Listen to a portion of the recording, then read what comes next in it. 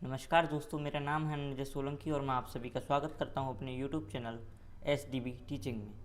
तो आज मैं आपके लिए लेकर आया हूं क्लास 10th की फिजिक्स के चैप्टर नंबर 2। इसका नाम है human I and colourful word से कुछ इम्पोर्टेंट टॉपिक्स। तो पिछले लेक्चर में हमने जो है ह्यूमन आई के बारे में पढ़ा था, उसके सारे पार्ट्स को जान लिया था, फंक्शंस जान लिए थे। अब हम इसमें ह्यूमन आई में जो डिफेक्ट होते हैं उसके बारे में पढ़ेंगे, ठीक है।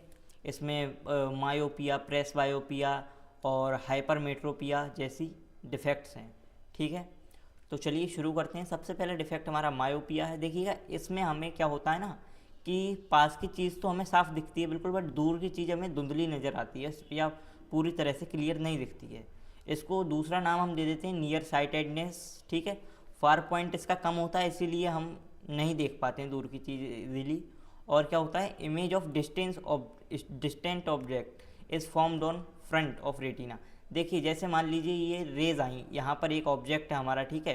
इससे ये रेज आई तो हमारा लेंस क्या करता है, इनको जो है बेंड तो करता है, बट हमारी जो इमेज बनती है वो यहाँ रेटिना पर बनती है। इस जगह ना करके जल्दी बेंड कर देता है, ठीक है। यहाँ पर ही बेंड कर देता है। अब हमें क्या है इसका जो, अगर हम देखें, देखिएगा आपको मैं दिखाऊँ, इसमें क्या होता है कि जैसे ये हमारा ऑब्जेक्ट से रेज आई, हमारी जो इमेज बनती है जो यहाँ बनती है रेटिना पर, ठीक है।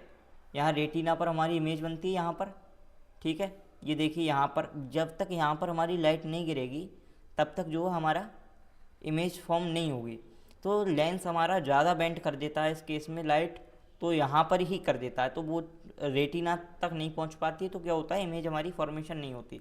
इसके दो कारण हो सकते हैं, या तो मैंने अभी जो बताया कि रेटिना से पहले ही इमेज जो है वो लाइट को बेंड कर देता है, या फिर ऐसा हो सकता है कि इसने लाइट तो बेंड सही जगह करी, रेटिना को यहाँ पर होना चाहिए था, जो आई वॉल है हमारी वो पीछे की ओर चली गई है, वो इलोंगेट हो गई है, ठीक है।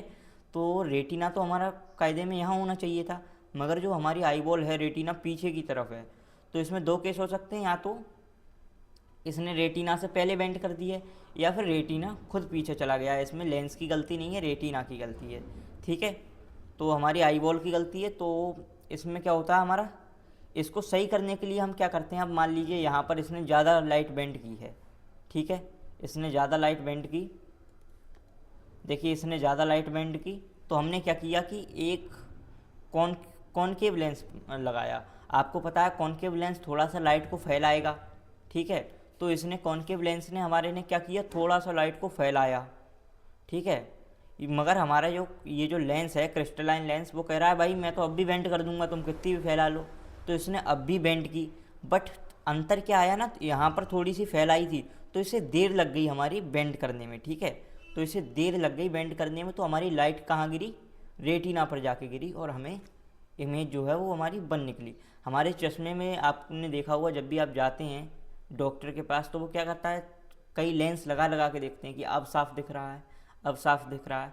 तो वो क्या करते हैं कि हमारी जो कॉनकेव लेंस लगा होता है, ठीक है, इससे क्या करते हैं, इस तरीके से करते हैं, लाइट फैलती है पहले जाके, मगर हमारा जो क्रिस्टलाइन लेंस तो हमारा उसका काम ही है बेंड करना, तो वो बेंड करता है, बट उसे देर लगती है क्योंकि पहले ही लाइट और ज़्यादा फैल चुकी है। यहाँ पर सीधी आ रही थी रेस, बट यहाँ पे थोड़ी फैली हुई हैं, तो उसे देर लगती है और हमारी इमेज फॉर्मेशन हो जाती है, ठीक है। तो इस केस में जो है, अब इसका करेक्शन तो हमारा क्या हो गया, अगर इसे ठीक करना है तो हमें कॉनकेव लेंस की ज़रूरत पड़ेगी, ठीक। अगला डिफेक्ट है हमारा हाइपरमेट्रोपिया। हाइपरमेट्रोपिया दोस्तों क्या होता है कि इसमें हमें दूर की चीज़ साफ दिखाई देती है, फार साइटेडनेस, ठीक है, बट हमें जो पास की चीज़ होती है वो दिखाई नहीं देती है, ठीक है। तो can see distant object clearly, can not see the near by object, ठीक है। पास की चीज़ें दिखाई नहीं देंगी ठीक से, और दूर की चीज़ें। आपका एक दोस्त होगा, वो मान लीजिए आपका ये जो आप जब पढ़ते हैं तो उसका नियर पॉइंट होता है हमारा 25 सेंटीमीटर। 25 सेंटीमीटर पे हमें अच्छे से चीज़ें दिखाई देती हैं, ठीक है। बट वो क्या कहता होगा कि 25 सेंटीमीटर पे मुझे दिखाई नहीं देती होगी, दे रही है, और इसको कुछ ऐसे दूर कर दो, हाँ अब ठीक दिखाई दे रही। तो उसका क्या है, उसका जो नियर पॉइंट ज़्यादा है, जो कि आम आदमी का जो है 25 सेंटीमीटर होता है, वो उसका थोड़ा बढ़ गया है, ज़्यादा है 25 सेंटीमीटर से, ठीक है। तो ये हमारा क्या होता है, इसमें नियर पॉइंट मोर देन जो है 25 सेंटीमीटर हो जाता है। और क्या है हमारा, image of near by object is formed at a point behind retina. अब देखिएगा इसमें क्या मैं आपको दिखाऊं। इसमें क्या होता है, हमारा मायोपिया में क्या होता था कि लेंस की पावर बढ़ गई और उसने क्या किया कि लाइट पहले ही बेंड कर दी रेटिना से। बट इसमें क्या होता है कि हमारे जो लेंस है वो पूरी तरह से काम नहीं करता है, उसकी पावर वो क्या होता है, वो इतना ज़्यादा थिक नहीं हो पाता है कि उसकी फोकल लेंथ कम हो। ठीक है, देखिए जितना लेंस थिक होगा उतनी उसकी फोकल लेंथ कम होगी, ठीक, और जितना वो थिन होगा उतनी उसकी फोकल लेंथ ज़्यादा होगी। जब फोकल लेंथ ज़्यादा होगी तो मतलब क्या होगा कि हमारी पावर कम रहेगी। तो इसमें क्या होता है, हमारा जो लेंस है वो थिक नहीं हो पाता है उतना ज़्यादा कि, और जो है फोकल लेंथ हमारी ज़्यादा रह जाती है। अब फोकल लेंथ जब ज़्यादा रहेगी तो हमारी पावर जो है वो कम हो जाएगी। ठीक है, अब जब पावर कम हुई तो हमारा लेंस पूरी तरह से काम करेगा क्या, नहीं करेगा ना। तो इसी वजह से हमारा रेटिना से बाहर की ओर ये इमेज बनाता है, रेटिना से भी पीछे, बिहाइंड रेटिना ये हमारी इमेज फॉर्मेशन कर देता है, और जो कि हमें दिखाई देगा ही नहीं जब रेटिना पर हमारी लाइट नहीं पड़ेगी। ठीक है, तो इसमें या फिर एक और दिक्कत हो सकती है, ये कहता है भाई, लेंस कहता है कि मैं तो पूरी तरह से काम कर रहा हूँ, तुम्हारी आई बॉल ही श्रिंक कर गई है, इस जो तुम्हारा रेटिना है उसको ही यहाँ पर होना चाहिए था, मैं तो अपना सही जगह काम कर रहा हूँ, बट तुम्हारा जो रेटिना है वो श्रिंक करके यहाँ पर आ गया है, और जो है तुम्हारी आई बॉल को यहाँ पर होना चाहिए था तुम्हारा रेटिना, मैंने सही काम किया है। तो इसमें दो रीज़न हो सकते हैं, या दो रीज़न हो सकते हैं इसके, या तो आपकी जो है लेंस की गलती है, वो पूरी तरह से काम नहीं कर रहा है, फोकल लेंथ ज़्यादा है और पावर कम है, तो वो क्या करता है बिहाइंड रेटिना लाइट रे डालता है, या फिर आपकी जो आई बॉल है वो ही श्रिंक हो गई हो, स्मॉल हो गई हो, कम हो गई हो। ठीक है, तो इसका एकमात्र हमारा करेक्शन क्या है, अब देखिए उसमें हमने क्या किया कि कॉन्वेक्स लेंस लगा दिया, यहाँ पर लाइट पड़ गई तो उसने क्या किया, पहले लाइट फैलाई, फिर इसने कन्वर्ज की तो इसे देर लग गई। अब इसमें क्या है, हमारा ये इतनी लाइट को कन्वर्ज नहीं कर पा रहा है, तो हमें एक और कन्वर्जिंग लेंस लगाना होगा। तो हमने एक और कॉन्वेक्स लेंस लगाया इसके आगे चश्मे में। ठीक है, तो क्या हुआ, दोनों ने मिलकर काम किया, तो अच्छे से इन्होंने रेटिना पर हमारी इमेज डाल दी। ठीक है, वो लाइट डाल दी और हमारी इमेज फॉर्मेशन हो गई। तो इस तरीके से ये इसे ठीक कर सकते हैं हाइपरमेट्रोपिया को। अगली बीमारी है हमारी, अगली डिफेक्ट है हमारा प्रेसबायोपिया। देखिएगा, ये एक तरीके से हमारा, आप ये समझ के चलिए कि मायोपिया और जो है हाइपरमेट्रोपिया का कॉम्बिनेशन है। बट कोई आपसे पूछे कि प्रेसबायोपिया क्या है, आप ये मान के चलिए, मत कभी ये मत कह देना कि ये मायोपिया और प्रेसबायोपिया का जो है वो कॉम्बिनेशन है, क्योंकि मायोपिया और प्रेसबायोपिया दोनों ही अलग जो है अलग कॉजेज़ होते हैं, उनके अलग रीज़न से वो चीज़ें होती हैं। इसका अलग रीज़न है हमारा, इसमें कोई ना तो हमारी आई बॉल की गलती होती है, ना ही हमारी उसकी लेंस की गलती होती है, ये हमारा एजिंग फैक्टर से होता है। क्या होता है, जैसे जैसे हमारी एज ज़्यादा होती है वैसे वैसे क्या होता है ना, हमारी सीलियरी मसल्स उतना अच्छे से काम नहीं करती हैं। ये सीलियरी मसल्स जो हमारी लेंस को होल्ड करी हुई हैं, उनका जो है वो भी अब एजिंग के साथ साथ आपको पता है हर चीज़ कमज़ोर होती है, तो उनमें भी वो पावर नहीं रहती है। साथ ही साथ क्या होता है, हमारा लेंस भी जो होता है उसकी भी फ्लेक्सिबिलिटी, अब भाई तुम्हारा जो लेंस है वो नया होगा, वो अच्छे से फोकल लेंथ कम भी कर लेता है, अपनी ज़्यादा भी कर लेता है। लो देखो अपने सामने ये पेन देखो, एक बार अपने तुम्हारे हाथ में जो पेन है उसको देखो, और आपको मैं नहीं दिखूंगा, पेन देखोगे तो मेरा चेहरा आपको धुंधला हो जाएगा, और मुझे देखोगे तो आपको पेन साफ नहीं दिखेगा। मतलब क्या है ना, हमारा जो आँखें हैं हमारी, उन्होंने उनमें पावर ऑफ एकोमोडेशन है, पिछले लेक्चर में मैंने समझाया था, मतलब वो अपनी फोकल लेंथ कम ज़्यादा कर सकती हैं, एडजस्ट कर सकती हैं। ठीक है, तो क्या होता है, जैसे जैसे हमारी एज ज़्यादा होती है यह एबिलिटी हमें कम होने लगती है, हमारी लेंस की एबिलिटी कम हो जाती है फोकल लेंथ एडजस्ट करने की।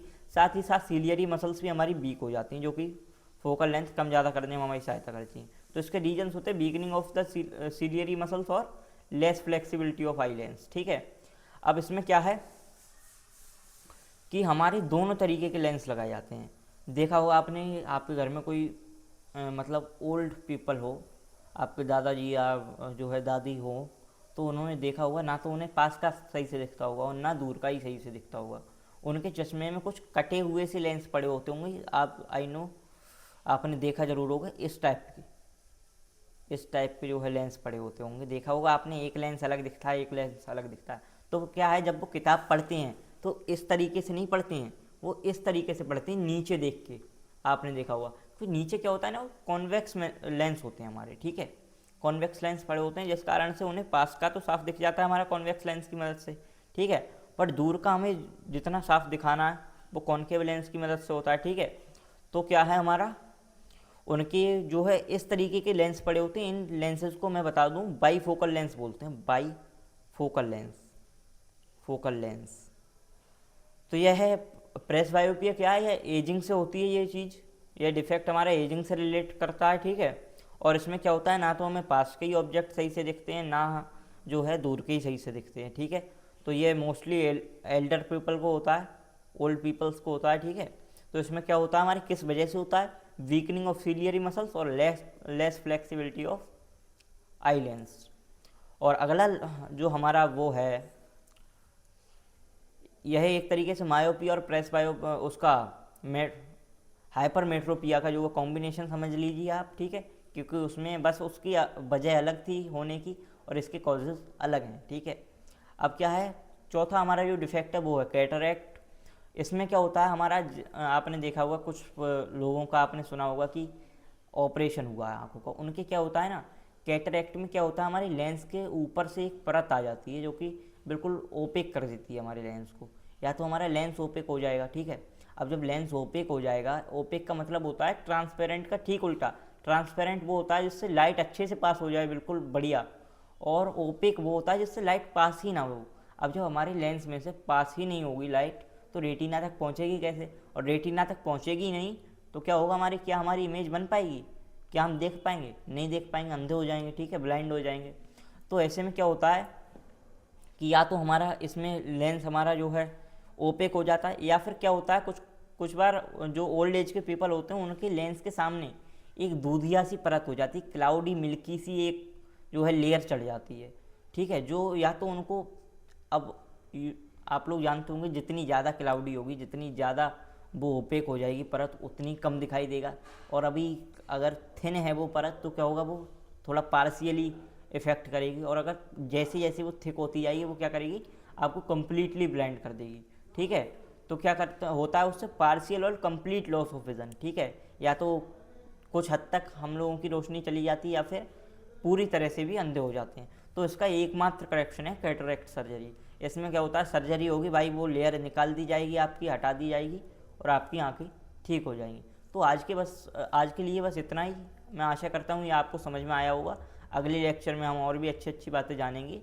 तो आज के लिए जय हिंद, जय भारत।